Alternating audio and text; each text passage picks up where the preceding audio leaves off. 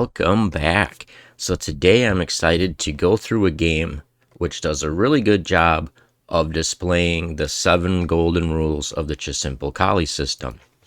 And we're going to go over a game that was played by a friend of mine who had just recently taken up the Colle system. And his opponent made some moves that were not like main lines that we kind of would see. They mixed it up a little bit.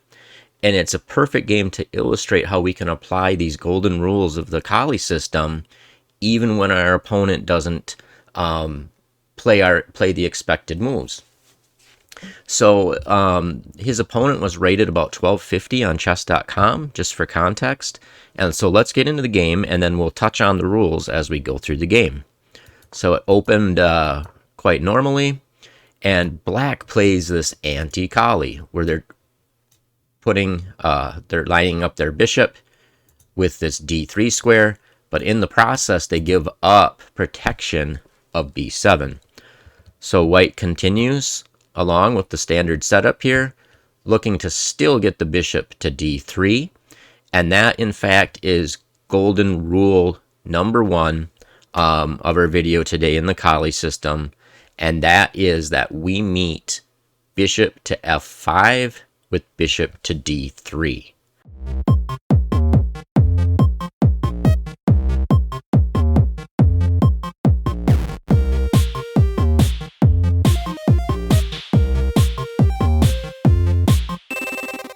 So that in fact is what white did in this position, played the golden rule number 1, and the whole idea is that if black takes our bishop, we retake with the queen, and now we have this threat that often goes unnoticed, and that is we're threatening to play queen to b5 with check and grabbing that b7 pawn, which black gave up protection of when they played their bishop out to f5.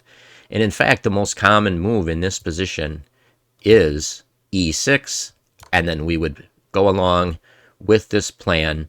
And I'll put a link above me to a video where we cover the lines that go down this kind of path. But in this game, which leads to very interesting play, his opponent did not take that bishop, and instead they played bishop to g4. And that leads us to golden rule number 2 of the Colle system.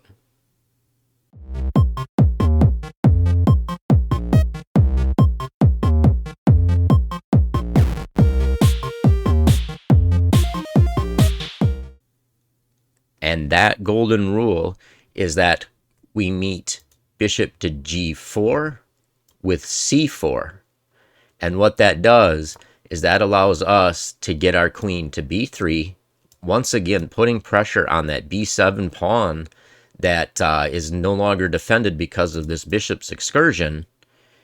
And once we play queen to b3, we get out of that pin. And so this will most frequently come up in positions or in lines where they do a Slav setup, and then we get in situations like this here where they'll either play their queen out to b6, or they will do something like queen to c8, in which case we can now are free to just move that knight because that pin has been broken. And I'll put a link to videos where we discuss lines and ideas in these Slav setups. But so that's golden rule number 2. But in the actual game, white did not do that golden rule, and they played knight b to d2. Okay, and then black now brings up plays a move which brings up yet another golden rule.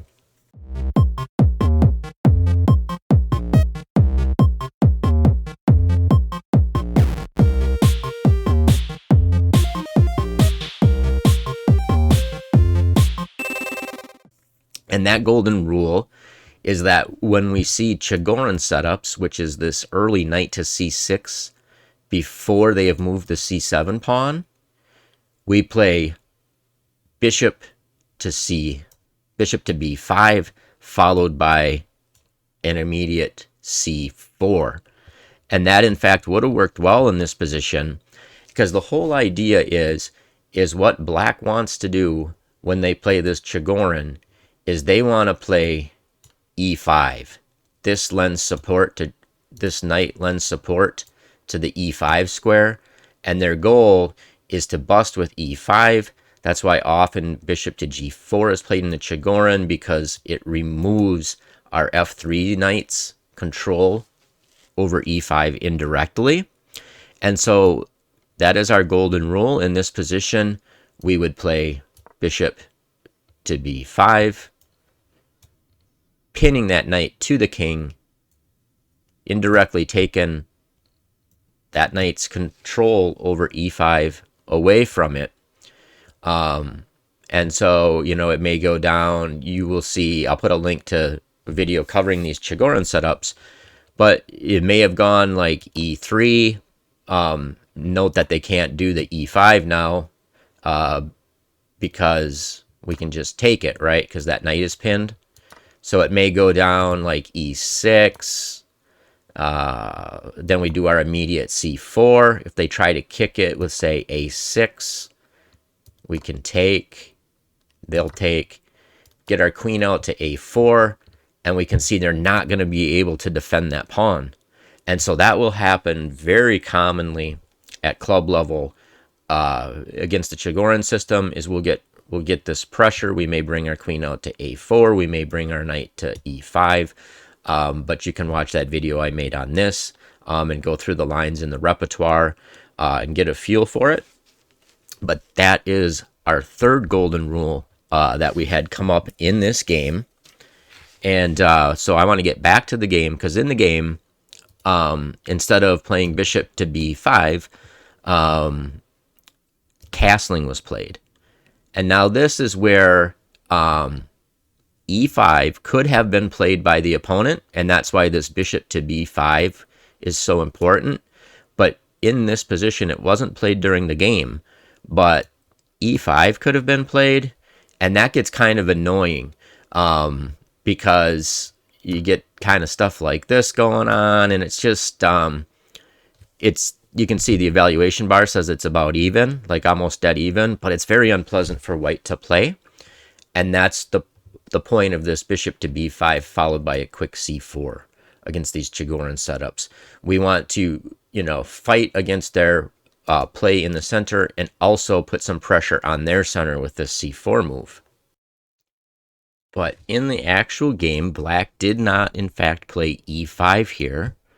They played e6. And now we're coming up near another rule of thumb in the Colle.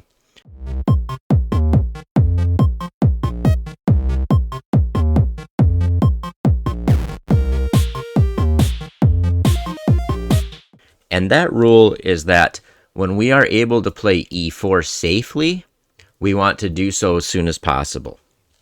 And that's in the just simple Colle. And so in this position, white actually played h3 here. Black played bishop to h5. And now white goes to employ this move of the Colle, our next golden rule, which is to break with e4. However, we can see this pawn here, this d4 pawn, is unprotected, so it doesn't quite meet the golden rule of the Colle, because the e4 break was not safe to do so because this pawn was actually hanging. But nonetheless, if you can imagine, if this bishop were on b5, or let's say this pawn were on c3, which we don't necessarily want to do unless they're pressuring the center, which they are pressuring the center here. Usually they'll pressure the center with c5. Then we bust with e4, and that kind of is the underpinning of the whole way that we play the Colle system in this Koltanowski-Colle setup. But the opponent did not notice that d4 pawn was hanging, and they played this move bishop to b4. And that lets white play c3, gaining a tempo on that bishop, now protecting the d4 pawn. So now effectively this move was safe to play because black didn't respond properly and spent a tempo moving their bishop out. And now black actually retreats that bishop.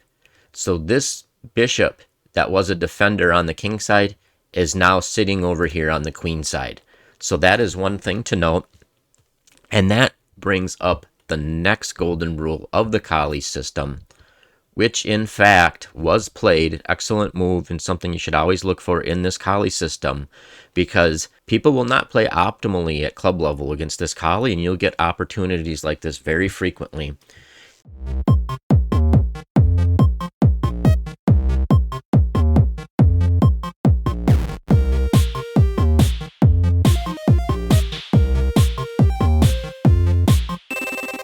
And that golden rule is, if we can play e5, that's great, especially when we can kick out their knight on f6 that is the defender of their king side, and in particular this h7 square.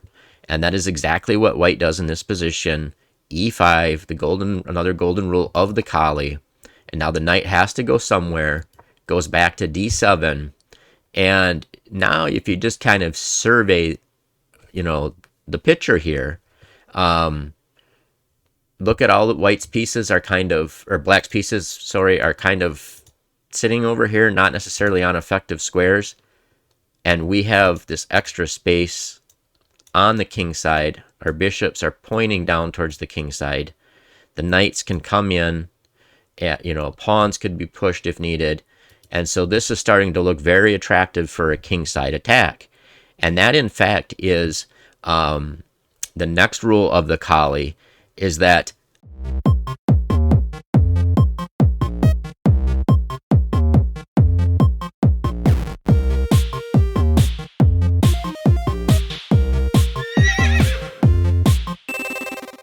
always look for king side attacks in the Colle. You will be surprised at how often opportunities present themselves for king side attacks. Now these king side attacks, and this is of course after they castle king side, but they may present themselves as Greek gift sacrifices on h7, or they may be more traditional attacks. So let's go and see what happens in the game here. White here plays b4, pushing back this bishop onto an even kind of less active square in some ways. And what's interesting is white could even play a4 here, forcing a6. And white has got such a good position, they have play on both sides of the boards. But our golden rule that we're focusing on is attacking play on the king side and just looking out for it. And we get in the position where black does castle here. And in this position, white plays the Greek gift sacrifice. Now, I recently did a video on that, and Ben Feingold has a very good video on it, and I linked to it in that video. I'll put a link to that in the description. But white here does play the Greek gift sacrifice. Now, we'll look and see that technically it's not sound in this particular case, but it ends up working out. Black in this game was afraid to take that Greek gift, and now white has a very crushing attack now at this point, but the reason that this Greek gift technically didn't work is because this bishop here can still get back to this diagonal and protect the h7 square. And this video is not about the Greek gift sacrifice, but you can watch videos on that Greek gift sacrifice and try to learn when it works and when it doesn't. But effectively in this game, black did not accept it and quickly gets run over in this position. And white, as you can see, this evaluation bar is just really shooting up quickly. Now they grab it, but would have been better to grab it before. Now we can see some typical play, and I like what white does here. They're vacating, they're vacating this G1 square so that they can get pieces down this open H file. And in fact, it does become overwhelming. Now, out of desperation, black plays F6, allowing the capture of this pawn that is no longer protected by the F7 pawn, and it's a fork. Stuff is quickly going downhill here for black. And I'll just kind of quickly play through it. Bringing pieces into the attack, swinging it over. Another kind of common attacking idea in the Colle is the swinging of major pieces along this third rank. In this case, the queen to the H file. Commonly, you'll see rooks being transported into the attack, either to G3 or H3, depending on the circumstances. But yeah, this is not going to last very long. Now, white is up material, so just trades down into a winning endgame. And I won't even necessarily play it out. White went on to win it easily. But I think that brings us to our final rule of the Colle system, rule number 7.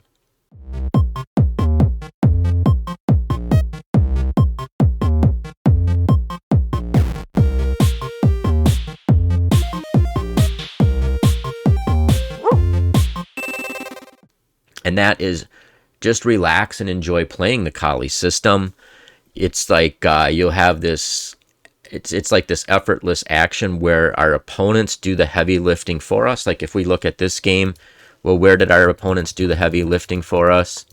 Well, in some ways, this move here was because they spent a tempo now moving that bishop another time.